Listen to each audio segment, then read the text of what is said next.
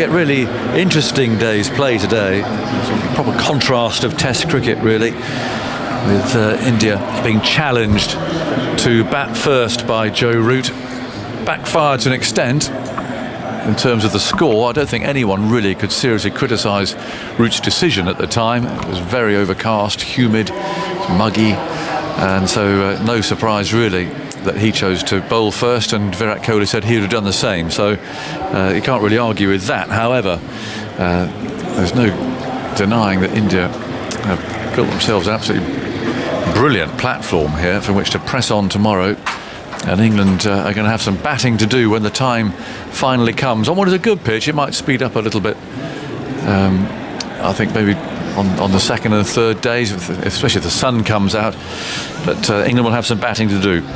So close of play of the first day of the second test between England and India at Lord's. India put into bat 276 for 3. They had a terrific day. Joe Root chose to bowl first under cloudy skies. It was very humid. I don't think anybody could really criticise England's captain's decision to do that, and Virat Kohli said he would have done the same. However, the fact is that the openers put on 126 for the first wicket. They showed outstanding discipline, really careful in their shot selection, letting a lot go outside the off stump. I think England, if they're being honest with themselves, would say that perhaps they didn't make them play enough in those opening overs. Sharma was the first one to go, as bowled by Anderson, a ball that just came down the slope a little bit, flicked his back leg and went into his stumps. Out for 83 from 145 balls, a lovely innings at a 6 and 11 fours. Pujara looked twitchy, out of form, and a man under pressure, it seemed.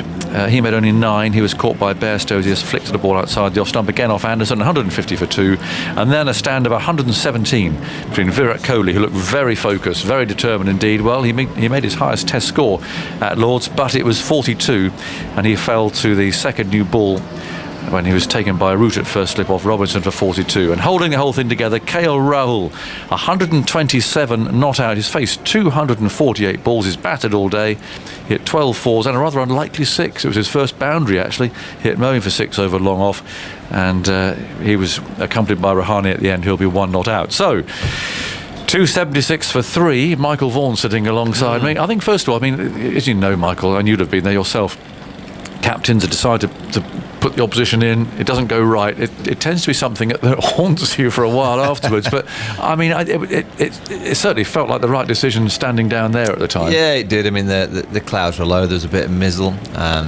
You know, the forecast was for the clouds to stay around for a few hours. The clouds did stay around for the few hours. There was movement there. I think probably the pace of the pitch surprised us all. I thought we were expecting a little bit more pace and carry. It's been quite a slow wicket. Sometimes you just got to give credit to the opposing team. And I looked at that opening partnership and the way that they just went out and nullified that new ball. They didn't play any strokes. They didn't go chasing any deliveries that were full. They waited for the odd ball on the hip to just get singles, flick it down to fine leg. You mentioned KL Rahul's first boundary was that down the ground 6 off Moeen Ali. He was just patient, and Rohit Sharma played with great balance. I think you're right. I think England, if they've been the analysing them, the way that they bowled, I did think they bowled a bit wide. You know, the ball seemed to be going through to Jos Buttler quite consistently. No, it looked pretty. It was moving, and you're leaving it, and you go, "Well, that looks nice." But I think they could have bowled a bit straighter. But sometimes, I mean, there's not often, Aggers, that we sit at the end of day 1 in English conditions. A batting unit that have batted so well. Yeah. It's generally a 260 for 8 or all out, and you know the opposing teams had to face 5 or 6 overs. So to see an Indian batting unit bat with great clarity and skill and discipline, it was a joy to watch. And for KL Rahul to play in that fashion all day, and to think that in the morning he just grafted, and in the afternoon he grafted some more, and then started to get into his flow, and then the cover drive is something of beauty. He just waits for that full length delivery on and around off stump. Boop, thank you very much. He drives it through the covers. It's a joy to see someone play in that technical fashion. Deep Dasgupta's with us as well. Is that his natural game? Because that's 2 really stubborn innings that he's played now. Opening in the first innings at Trent Bridge, same sort of pace, and he's clearly got the shot. Right, that's not his natural game, and that's the reason why this innings and the last one in the last test is so special, because it's not his natural game. If you see him bat in the last couple of years where he's been so successful in white ball cricket, he's striking at 140 in T20, averages over 40 in T20 cricket, and then to come out here and bat the way he did, opening the innings when he knew, or chances were that he was not going to open the innings in this series, it's been nothing but magical.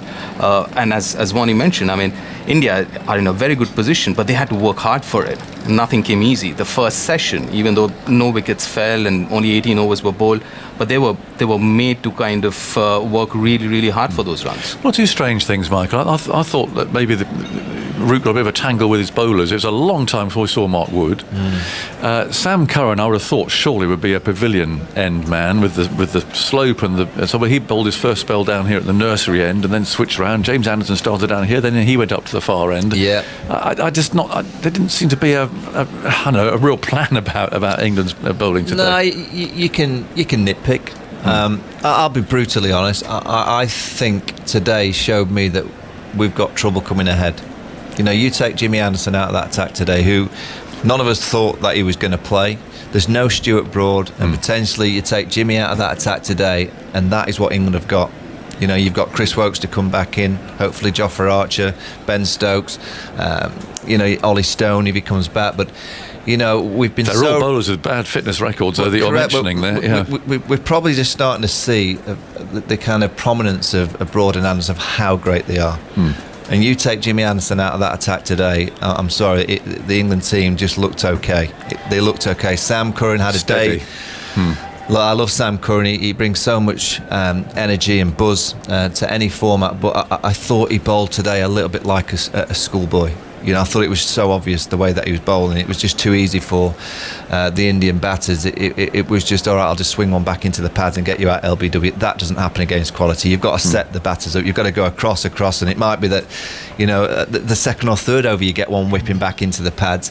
You know, Mark Wood, you know what you're going to get, and it's not the kind of pitch that you'd want Mark Wood on. But it's not, is it? I mean, it's slow, it's very turgid, slow, and it's just not flown through that we may have expected. So, yeah, I mean, Ollie Robinson, you know, quality, you know what you get in line and length. But I just thought today was a little bit of a, what's coming? It was a bit of a warning sign. It's interesting, Deep, because we obviously focus a lot on England's batting, the top three.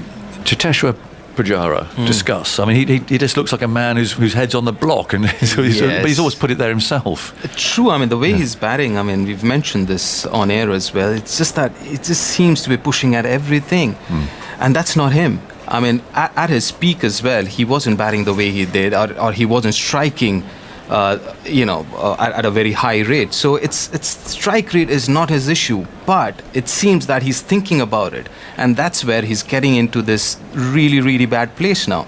Because ideally speaking, I mean, if you look at Pujara and when he's batting really well, you'd see soft hands. Even if you see those edges, chances are they won't carry to the slip. But right through the innings, small as it was, it just seemed like he was pushing at almost everything. And not just that, I mean, he was... there wasn't, I guess, just one delivery. There was a dead defense. Apart from that, everything was a bit of a push there from him. And that's not him.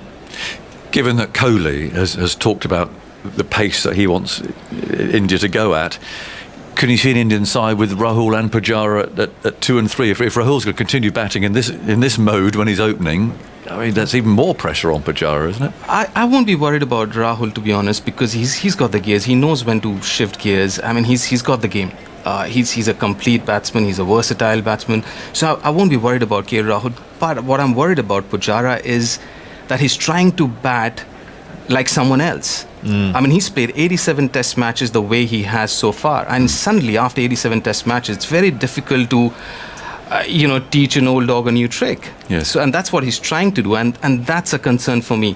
Pujara, just leave him alone the way he bats. If he's not getting runs, that is an issue. That's a concern, that he's not getting runs, not his strike rate. There's something to into his head, I think, isn't it? Yeah, I mean, he's absolutely right, Deep, that Pujara just looks like he's got tension, and it just shows you, doesn't you, when you're a little bit of a question mark for your place in the side. Doesn't matter how many test matches you've played, and you're suddenly not in the greatest of form. You do take tension out to the middle, and those edges do start to carry. So I agree. I think he has to go back to playing the way that he plays, which is the old-fashioned way, time, attritional, and that's the way that he's had the most success. I'm just looking at Rishabh Pant. He's having a few throwdowns this evening. He's ready.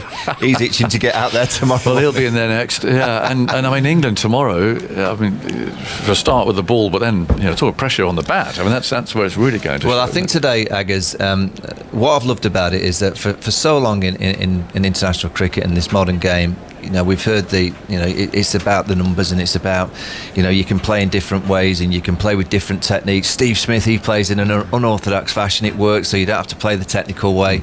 Today told me that you had to play the technical way. Yes. Your technique gets you out of a position of difficulty when you're out in the middle. Your technique will allow you to survive when the ball's moving around like it was in the morning session. And I will just say to any kids that are listening, just go and watch the way KL Rahul and Rohit Sharma played those initial 20 overs with pure technique. It was technique, it was balance, it was foot movement. And I think at the end of the match, I'll say it now, I just wonder whether we'll be highlighting KL Rahul's technique against some of England's batters' techniques and the moving parts, which are a very unorthodox kind of movement. I like simplicity. Joe Root got back to simplicity at Nottingham, facing the seamers. It worked for him. Today we saw Rohit Sharma, Virat for a small. I don't think he got into his best form, but still, he was still on the release of the ball. And in particular, KL Rahul. That was a masterclass in how to open the batting in Test match cricket. Just briefly, it's a big day tomorrow for England. It's a huge day. I mean, they've got to get the wickets, and then it's about batting, and that's been England's downfall over the last year or so in Test match cricket. And a chance for India to really build that huge platform. Absolutely, yes. I mean, build up that advantage that they already have after day one. But then, at end of the day, 2 quick wickets and could be a different story then.